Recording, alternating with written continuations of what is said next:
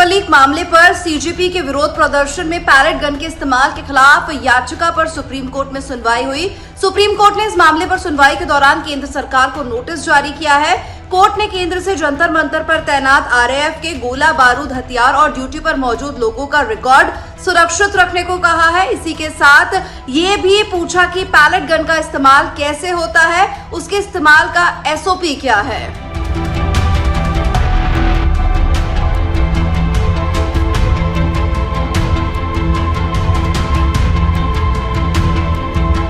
Supreme court ने याचिकाकर्ता से कहा कि पैलेट गन पर बैन लगाने की मांग में संशोधन करें। बता दें कि याचिका में पैलेट गन के इस्तेमाल पर रोक लगाने की मांग की गई है। अदालत ने अस्पताल प्रशासन को पैलेट गन से जख्मी प्रदर्शनकारियों को अच्छी तरह से उपचार देने को कहा।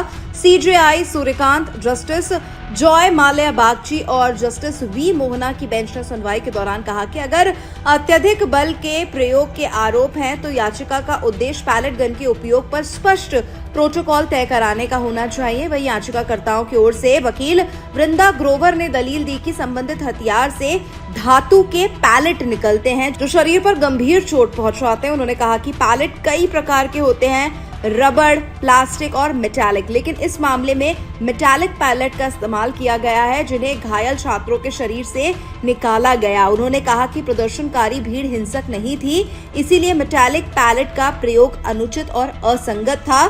इस पर जस्टिस जॉयमाल बागची ने कहा कि पुलिस के मौजूदा नियम असाधारण परिस्थितियों में ग्रेडेड रिस्पांस के तहत पैलेट गन के उपयोग की अनुमति देते हैं। अगर याचिकाकर्ता इन नियमों को ही चुनौती नहीं देते तो अदालत को ये देखना होगा कि इस विशेष मामले में उनका इस्तेमाल नियमों के अनुरूप था या नहीं।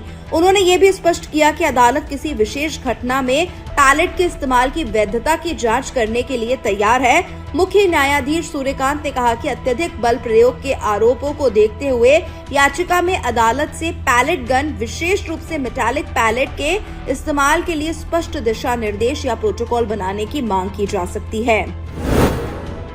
एससी से पैलेट गन के इस्तेमाल पर रोक लगाने की मांग। सुनवाई के दौरान जस्टिस बागची ने कलकत्ता हाईकोर्ट के एक पुराने नियम का जिक्र किया जिसमें कथित तौर पर गोलियां बचाने के लिए गोली छाती पर चलाने की बात कही गई थी। उन्होंने बताया कि वो नियम बाद में रद्द कर दिया गया था। इस पर सॉलिसिटर जनरल ने टिप्पणी की कि वो नियम औपनिवेशिक काल का रहा होगा। बता दें कि supreme court retired intelligence bureau के स्पेशल डायरेक्टर यशोवर्धन आजाद और पैलेट गन से घायल 2 पीड़ित लोगों की याचिका पर सुनवाई कर रहा था। याचिका में पैलेट गन के इस्तेमाल पर रोक लगाने की मांग की गई है। कानून व्यवस्था बनाए रखने के लिए जिम्मेदार एजेंसियों द्वारा भीड़ को तितर बितर करने के लिए पैलेट गन के इस्तेमाल पर रोक लगाने की मांग की गई है। वहीं 20 जुलाई को जंतर मंतर पर हुई पुलिस कार्रवाई के दौरान पैलेट से घायल सभी पीड़ितों को मुआवजा दिए जाने और साथ ही पीड़ितों का इलाज कराए जाने की मांग भी की गई है।